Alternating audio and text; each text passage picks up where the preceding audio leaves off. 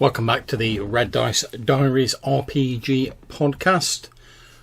It's Wednesday and we're going to be giving you 10 top tips for amateur map makers.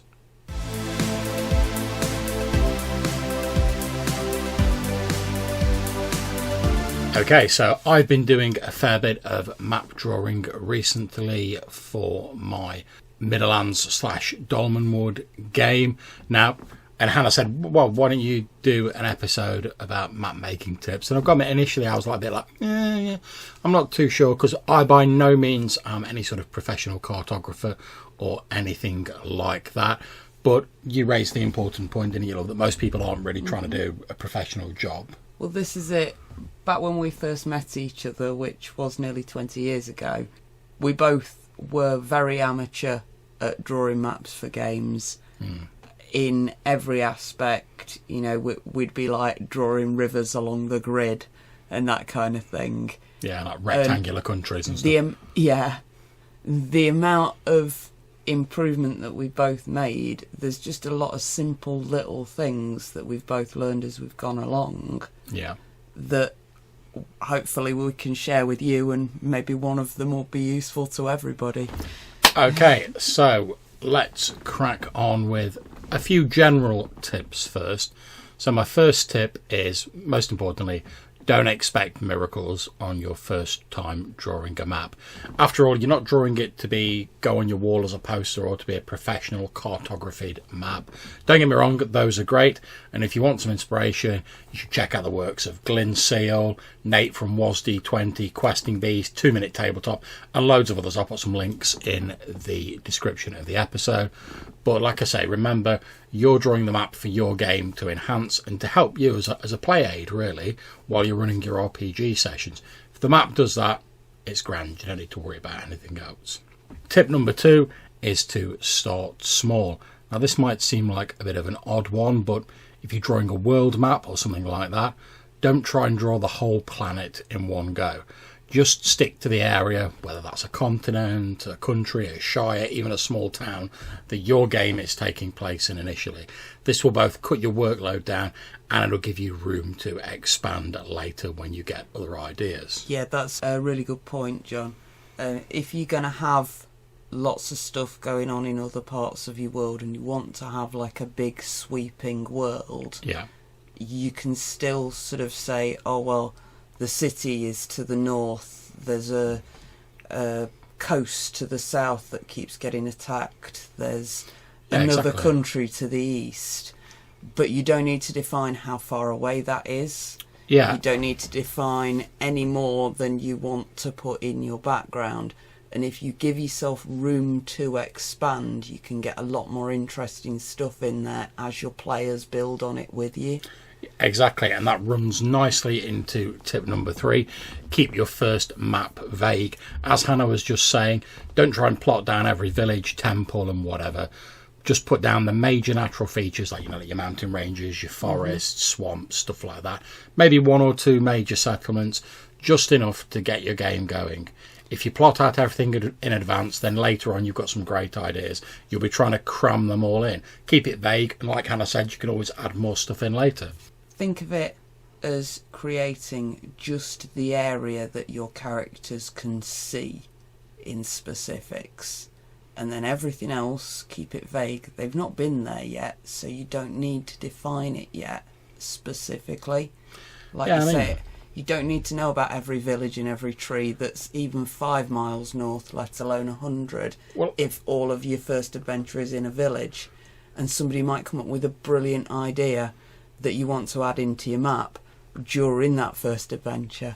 Well, let's face it, it's not like most medieval maps are like massively accurate anyway. Most D&D games take place in a sort of pseudo-medieval vibe anyway. So you've always got the whole here be monsters style option to keep it nice and vague.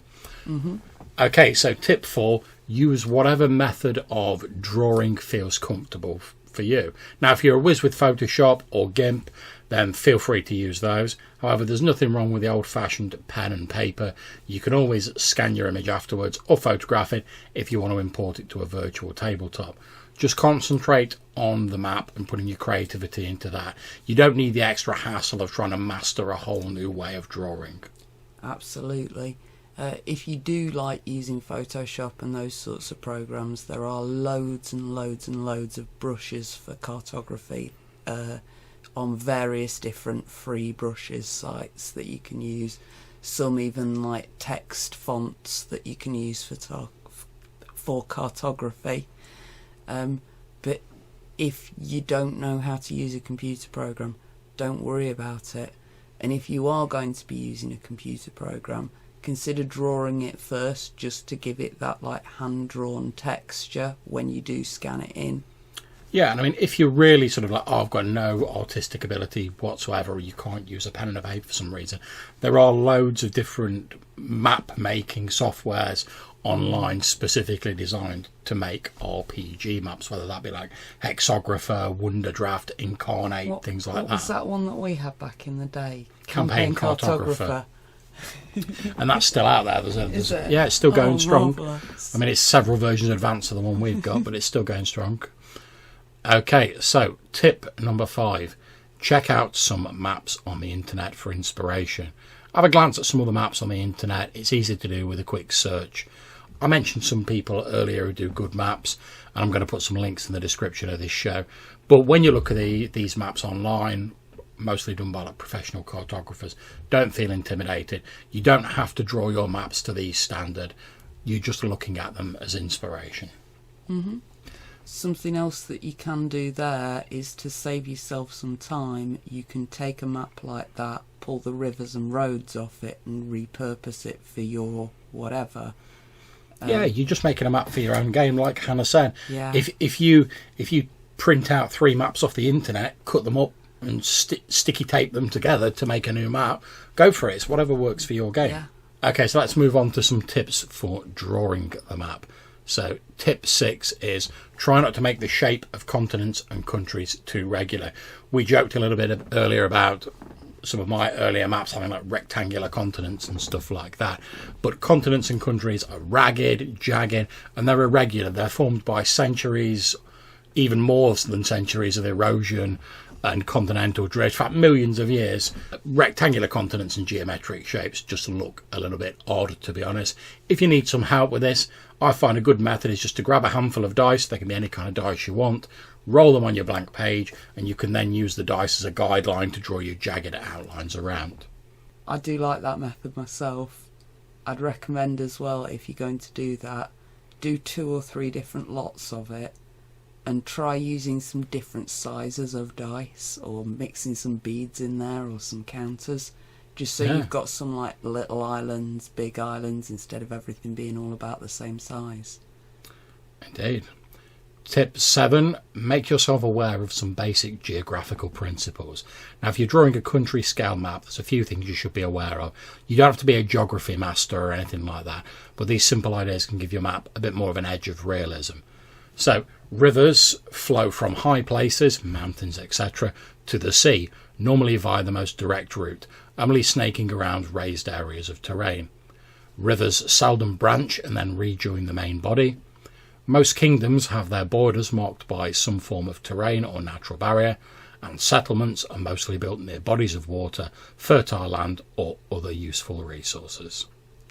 Yeah, this is the thing that will make your map look real or not real. Put your rivers in the right sort of places, and if there's a river curving, that's because there's a hill somewhere. Yeah, exactly. It's the thing that makes the most difference to how realistic a map can look.